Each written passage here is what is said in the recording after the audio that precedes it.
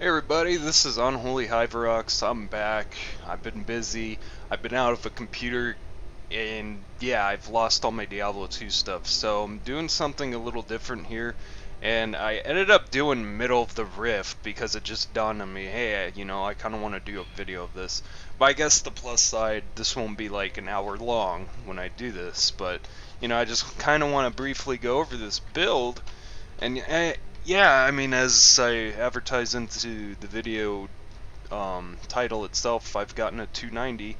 Originally it was a 273, but as time, obviously passed on, I got bumped down a little bit. But that's okay. I'm gonna do an 85 and try and push back up again. But you know, currently I am using the Zunimassa Gargantuan build. It's fucking kick ass.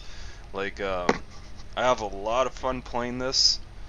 And I do recommend this for anyone else that's kind of looking for something a little more different than Helltooth. And I can kind of go over the basis of what it has to offer versus Helltooth. But yeah, I mean, I'm gonna just kind of finish this rift really quick. I'm doing an 80. Whoop! Right in the middle of combat too.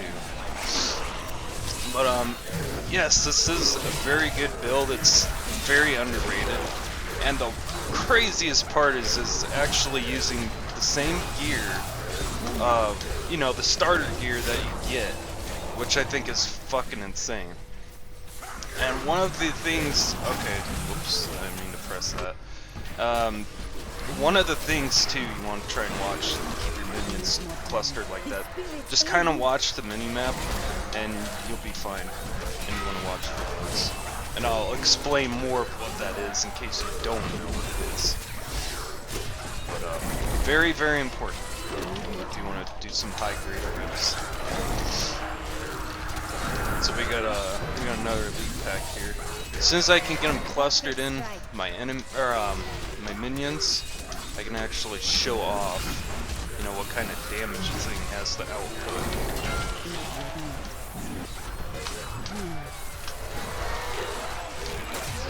I just need to get him by my guards. There we go. Alright, now watch him go. Even more so when I can actually get that little bubble again. Lovely goodness. Try and avoid all of this garbage. There we go. Cool. And here's the thing about Helltooth and Zuni guards is watch how quick I kill this Rift Guardian. And because of all the Bingo Stricken stacks that I can get with my Haunt, I'll be going over all this soon enough. There's my bubble. Look at how quick that is. Holy shit. It's freaking awesome. But yeah, I want to give this build a chance for the season because there's people saying it is good and then there's people saying it's really bad. I want to see for myself. And I think it's really good. Bam! Look at that. 5 minutes and 2 seconds remaining on an 80. I've seen someone else try to do it. They have like phenomenally better stuff than me. 1.2 million more flat damage. We're talking like better gear. 1,000 more Paragon levels, and I'm still able to do it quicker. It's just a matter of kind of getting familiar with the build, and that's kind of what I'm here to show you guys. So let's go ahead. I'm just gonna upgrade this, to be honest with you. The reason being, I'm trying to, because I have an ancient one of these sitting in my stash. I want to augment it, so extra little boost. But yeah, kind of quickly go over the gear, and if you guys want to see more of this build, more of an explanation how to play it, I'll be more than happy to make another video for all the people out there on my channel, that are subscribed that do like Diablo 3 at least. But yeah, I got a lot of fucking garbage. Cool. Alright, so as soon as I'm done salvaging this, and talk about the gear and the skills and all that, and I think I'll end the video there. But yeah, that's what you'll expect out of this build. Ooh, 903. Let's go ahead and put that point in. There we go. Alright, so right now there is my flat rate damage, sitting at about almost 2.9. But here we have we'll start with our weapon, our Sacred Harvester. You want to get chance to deal area damage on it as much as you can, and the rest of it just as much damage as you can on it. And for the obvious reason, we're using Sacred Harvester because we run Soul Harvest and Lakumbas.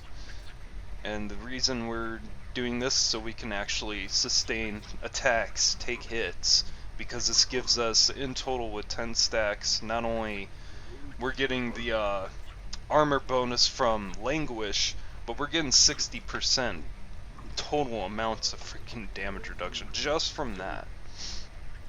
And there's more to come. Short Man's Fingers, so you could split our big bad Gargantuan up into 3 little badasses that just cleave into everything. It's great.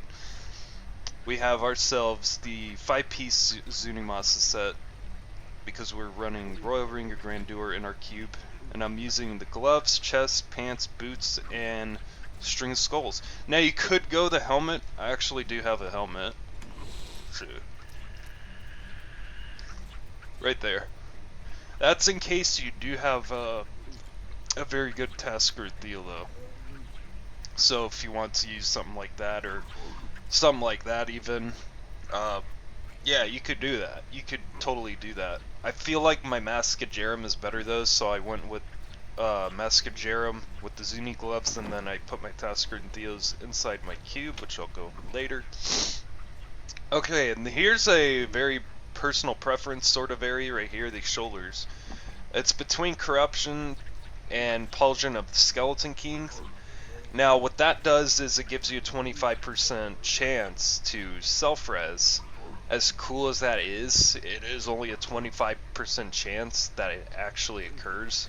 And because of how inconsistent that can actually be, I went with something more consistent. Corruption. Increase the gold and health pickup by 7 yards.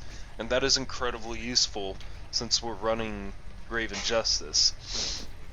And the thing about this is the range is extended by items that increase your gold pickup radius. So I am sitting well at 30, I believe, on that. Yes, I got a bonus of 10, so 30. You know, it's good. It keeps you away from big-ass crazy groups sometimes. Like, if you need to back away, you can. Still get your pickup radius, so you can get your cooldowns on your Gargantuans, Piranado, and all that fun shit. Mascajarum, obviously, for the pet damage. You want as much as you possibly can get. Belt of Transcendence, because every time you cast Haunt, you get a little fetish on one of the enemies. And that is incredibly crucial to the build because you have your 4-piece set that reads, you and your pets take 3% less damage for each fetish you have alive. And that includes, you know, either from Belt of Transcendence or this passive right here, but I don't recommend using this. You cannot get your 15 from that and sustain your 15. It's way too difficult. So just go with Belt of Transcendence and everything's fine. You know, try to get in your Vitality, Intelligence, Life, Armor. If you can, you know, go for Armor and Resistance, that's fine too. You know, whatever tickles your fancy. For the boots and the pants, I decided to actually go regeneration, or life regeneration. The reason being is because I noticed that it's incredibly helpful when I am low on life. My pot's on cooldown, I got Spirit Vessel up, I don't know what to do, so I just, you know, hang back somewhere safe, and that will actually fill up kind of quickly. A little more quick than I, you know, anticipated anyways. Okay, so we are using Traveler's Pledge, Compass Rose. Personally, I would have wanted to get that Vitality to area damage. That would have been beautiful. This is okay though. This is totally fine right here. No arguments. And our Traveler's Pledge. So we could get the 15% or 50% damage reduction while we're moving, 100% increased damage while we're standing still. So yeah, you use that. Very situational. It's a very situational thing. So yeah, it's like one of the best sets right now. A lot of builds use it. So Definitely great. And go over his stuff really quick first before I hit the cube. So we have Chanting Favor so he doesn't die. Thunder Fury for the lightning damage, and I'll show you why. Because we're running Word Ward. Lightning damage has a 35% chance stun for 1.5 seconds for crowd control. Oculus Ring is, you saw that ring I was standing in, and yeah, that's giving me a lot of damage, 85%. So every time you see that proc off from your dude, yeah, you want to go stand in there as soon as possible and try to stay in there as long as you can, because sometimes it's in the heat of battle and you can't always make it in there. But, you know, just do what you can. Even if it's like for 2 guard hits and then you have to run out, that it does help. As a Johan, kind of doubles down as a free Piranado sometimes, minus the ability to get the 6-piece set bonus, which enemies hit by your mana spenders take 1500% increased damage from your pets for 8 seconds. It doesn't do that, however, it does slow them by anywhere between 60 and 80%, and that will proc off your Bane of the Trapped, which I'll go over in just a moment. Freeze a deflection, every time he blocks it freezes them, so it's just very crowd control heavy. And then skills is followed, heal, intimidate, charge, and inspire. Now I'm not using Guardian, and there's a very good reason, because when you use your Piranado, you're sucking everything up inside there, as you saw when I was battling shit. And you want everything clustered so you can get all those area damage boxes proccing off, and they're just, you know, they're basically just dying in one go. With this, you get that. You actually get a little bit of a mana regen too, which is kind of cool. However, with this, you get a very minuscule heal that he dashes to you sometimes, and sometimes when he does that, when you have shit Piranado'd, he'll dash through and knock it all out, and that is not good. That is very not good. Very not cool either. I know, my English is so great. Anyways, so we're just gonna go to the cube and go over the powers, go over the gems, and go over the skills, and that'll be it. And if you guys want to see more, like I said, comment. Furnace for the elite damage by 50%. This is very handy. Like I was saying, I put my Tasker and Theos in here. You could go Mascajarum if you have a nice pair of Taskers like that, and you just can't seem to find a good Mascajarum. Royal Ring of Grandeur, since we are only using 5 pieces. Now I was not able to find room for the 6 pieces, so, you know, this is what we could, this is what we done here, essentially. Now, I guess if you really wanted to as well, like if you don't feel like getting a Royal Ring of Grandeur, just can't get one, whatever the fuck, or can't get a good short man's finger, but you could get a pretty good Zunimassa pox, you could do that, and then short man's finger in the cube, that works too, whatever tickles your fancy again. Alright, so let's go over the skills really quick, talk about that, and talk about what was going on. Now, I'm using Haunt, Poison, Spirit, so things that I dot up take 20% more damage from all sources.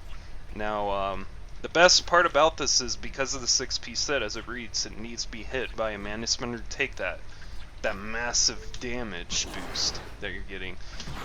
This helps with that, because you dot them up while they're Piranado'd, and everything is taking 20% more damage, along with 15%, along with the 1500. It racks up.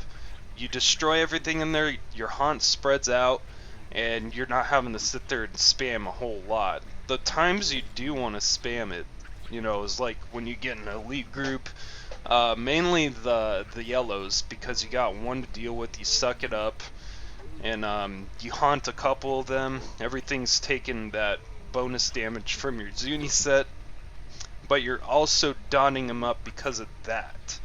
Bane of the Stricken, each attack you make against the enemy increases damage it takes from your attacks by 1.62. That varies. The higher you get, the higher the percentage will go.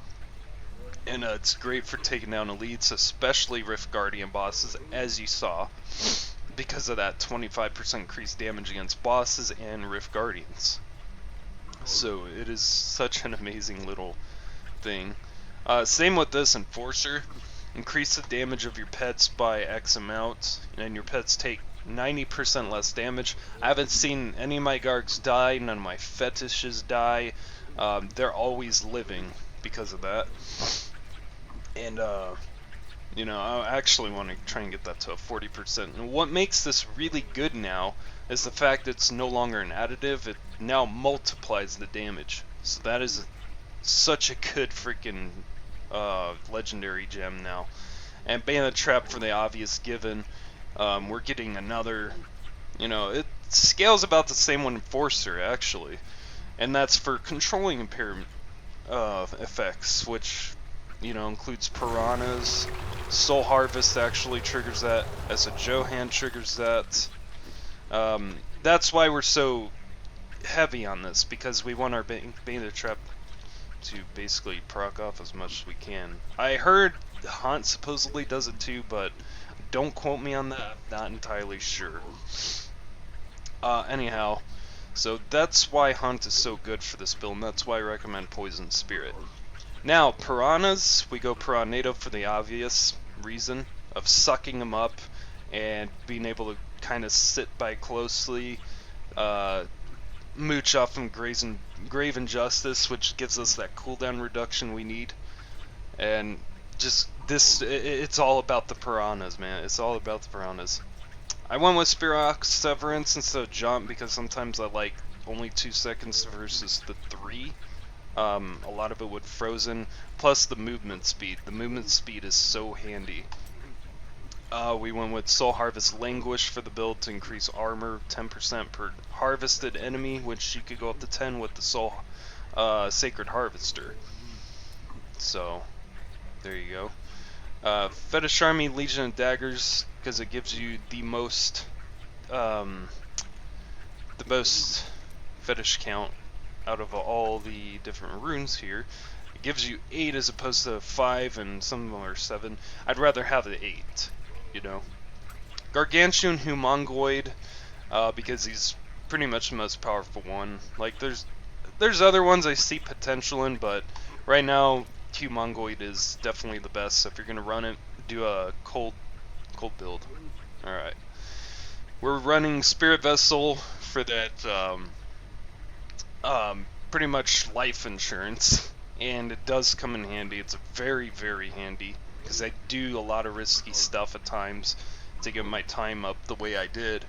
That's what it is. I play very, very aggressively. We have our Grave Injustice, and, you know, this makes the build. You cannot swap this out for anything else. You have to have it, because it gives us our cooldown reduction on our Gargantuans, our Piranhas, everything, you know. Well, except our Haunt. But anyway, Midnight Feast, because we're getting 50% damage to our Gargantuans, and Pierce the Veil for another 20%.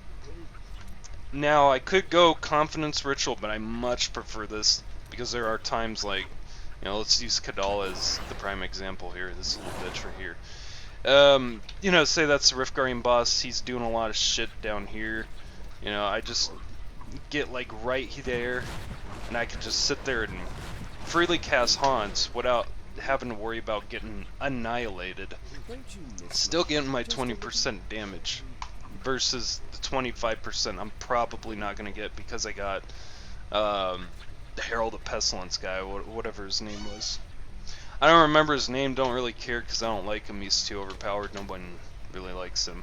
He just dives his arm under and all that shit comes out. Anyways, so yeah, that is why the build is the way it is, and so far from what I can tell, this is like the best possible setup for Zunigargs, and, you know, I'm throwing it out there because it is in fact a really good build.